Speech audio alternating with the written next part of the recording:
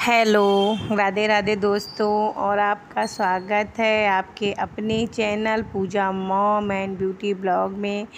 तो देखिए, इस वक्त सावन चल रहे हैं और हर कोई भगवान शिव को प्रसन्न करना चाहता है, उनकी कृपा प्राप्त करना चाहता है और उनसे बहुत सारा आशीर्वाद चाहता है, क्योंकि भोले बाबा बहुत ही भोले हैं और वो एक लोटा जल से ही प्रसन्न हो जाते हैं। अगर आप सच्चे मन से चढ़ाइए तो वो एक लोटे जल से भी प्रसन्न हो जाते हैं।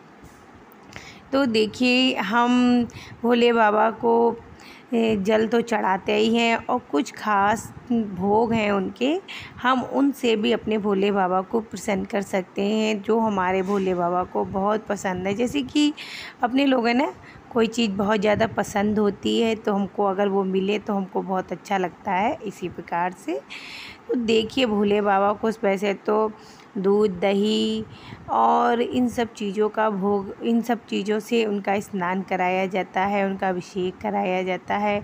पर उनके कुछ खास पसंदीदा भोग भी हैं जो मैं आपको बताने जा रही हूँ, तो आप ध्यान से सुनिए। देखिए, सबसे पहला भोग है उनका गुड़ और चना। आप उनको गुड़ चने का भोग लगा सकती हैं और उनको गुड़ चना बहुत ही पसंद है। गुड़ चने का भोग लगाने से आप भगवान शिव का बहुत सारा आशीर्वाद प्राप्त कर सकते हैं। तो आप सावन के महीने में गुड़ चने का भोग भी उनको लगा सकते हैं। और दूसरा भोग है उनका ठंडाई। आप ठंडाई का भोग भी लगा सकते हैं। और देखिए, ठंडाई में लोग भांग भी डालते हैं, और अगर आपके घर में मतलब नहीं डालते हैं या कुछ ऐसा परहेज़ करते हैं तो कोई बात नहीं, आप उनको ऐसे ही अर्पित कर दीजिए। और ठंडाई बना के, खूब अच्छी सी ठंडाई बना के आप भगवान शिव को समर्पित कीजिए। ये ज़रूरी नहीं है कि आप मंदिर में ही जाके पूजा करें, मुझे ऐसा लगता है आप घर में ही, अगर आपके घर में शिवलिंग है तो आप घर में ही पूजा कर सकते हैं। और उनका तीसरा भोग है मन पसंदीदा भोग मखाने की खीर। आप मखाने की खीर बना के अपने भगवान शिव को समर्पित कीजिए, ये उनका एक मन पसंदीदा भोग है। और देखिए, बनाने में भी बहुत आसान है, बहुत जल्दी तैयार हो जाती है, उसमें कोई दिक्कत नहीं है। तो आप उनका मन पसंदीदा भोग बना के सावन के महीने में भगवान शिव को प्रसन्न कर सकती हैं और उनका बहुत सारा आशीर्वाद प्राप्त कर सकती हैं। और उनकी बेटी है ना, शैतानी कर रही है। और देखिए, उनका चौथा भोग है सूजी का हलवा। और आप उनको सूजी का हलवा बनाकर आप भगवान शिव को समर्पित कर सकते हैं, आप उनको प्रसन्न कर सकते हैं।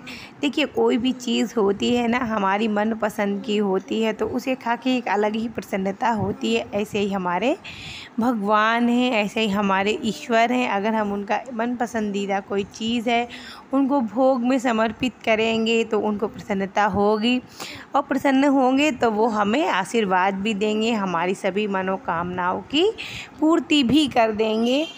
तो आप एक ये सूजी का हलवा का भोग भी उनको लगा सकती हैं। और पांचवा भोग है उनका मालपुआ। आप मालपुए का भोग भी लगा सकती हैं। देखिए, जो लोग व्रत रहते हैं उनको तो मतलब व्रत करते हैं तो इतना नहीं है, लेकिन सावन का महीना जो है वो 1 महीने का होता है, तो आप सावन भर उनको मन पसंदीदा उनके भोग बना के उनको लगा सकते हैं। इस प्रकार से आप उनको प्रसन्न भी कर सकते हैं।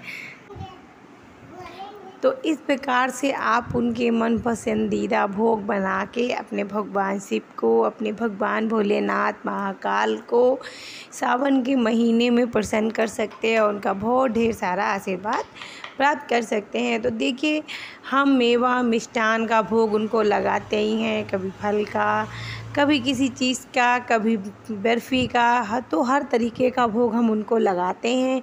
लेकिन कुछ चीज़ें होती हैं ना जो हमें, जैसे हमें कुछ चीज़ें होती हैं ना जो हमें बेहद पसंद होती हैं, तो उसी प्रकार से हमारे भोले बाबा को भी ये कुछ चीज़ें हैं जो बहुत पसंद हैं। तो आप ये चीज़ें अपने घर में बनाकर बहुत आसानी से अपने भगवान भोलेनाथ को, अपने भगवान महाकाल को, भोले बाबा को बहुत आसानी से प्रसन्न कर सकते हैं और उनसे बहुत सारा आशीर्वाद प्राप्त कर सकते हैं। क्योंकि कहते हैं ना, भोले बाबा जो हैं सावन के महीना में धरती पे ही विराजमान रहते हैं और इसीलिए इसका एक विशेष महत्व भी है। इसलिए हम भगवान भोलेनाथ की पूजा करते हैं, अर्चना करते हैं सावन के महीने में। तो आप भी इस प्रकार से इन चीज़ों का भोग लगा के अपने भगवान भोलेनाथ को, अपने भगवान शिव को प्रसन्न कर सकते हैं। और इसके बाद हम कर लेंगे अपने भगवान शिव की आरती, क्योंकि आरती तो बहुत ज़रूरी है उनको प्रसन्न करने के लिए। क्योंकि आरती एक ऐसी चीज़ है जो अंत में की जाती है, जिसमें कोई गलती हो जाती है अगर हमारी, तो आरती के करने से वो पूर्ण हो जाती है, वो गलती क्षमा कर देते हैं। इस तरीके से हम उनको प्रसन्न कर सकते हैं। तो चलिए करते हैं शुरू। तो आरती करने से पहले हम बोलेंगे अपने भगवान शिव की, शंकर भगवान की जय हो, माता पार्वती की जय हो, गणेश भगवान की जय हो। तो चलिए आप शुरू करते हैं। जय शिव ओमकारा, हर जय शिव ओमकारा, ब्रह्मा विष्णु सदा शिव अर्धांगिनी धारा। जय शिव ओमकारा, एकानन चतुरानन पंचानन राजे, हंसानन गरुड़ासन वृषवाहन साजे। जय शिव कारा, दो भुज चार चतुर्भुज दस भुज सोहे, त्रिगुण रूप निरखता त्रिभुवन जन मोहे। जय शिव ओमकाराक्ष, मालावन माला मुंड मालाधारी, चंदन मृग मद सोहे, भोले शुभकारी। जय शिव कारा, श्वेतांबर पीतांबर वागांबर अंगे, शनकादिक ब्रह्मादिक भूतादिक संगे। जय शिव ओमकारा, करके मादिक मंडल चक्र धरता, जग करता जग भरता, जग संहार करता। जय शिव कारा, ब्रह्मा विष्णु सदा शिव जान, अविवेका प्रणवाक्षर में शोभित, ये तीनों एका। जय शिव कारा, त्रिगुण शिव जी की आरती जो कोई नर वे, कहत शिवानंद स्वामी निवांछित फल पावे। जय शिव कारा, करुणा निधान भगवान शिव शंकर की जय हो, शिव महाकाल की जय हो, गणेश भगवान की जय हो, कार्तिक भगवान की जय हो, माता पार्वती की जय हो, तो शिव भगवान की जय हो। और तुमैव माता च पिता तुमैव बन्धु च, तुमैव विद्या द्रविणं तुमैव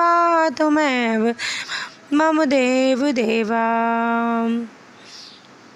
कर्पूरगौरं करुणामसारं संसारसारं, भुजगेन्द्रहारं सदा वसन्तं हृदयारविन्दे, भवं भवामि शरणं नमामि, भवं भवामि शरणं नमामि।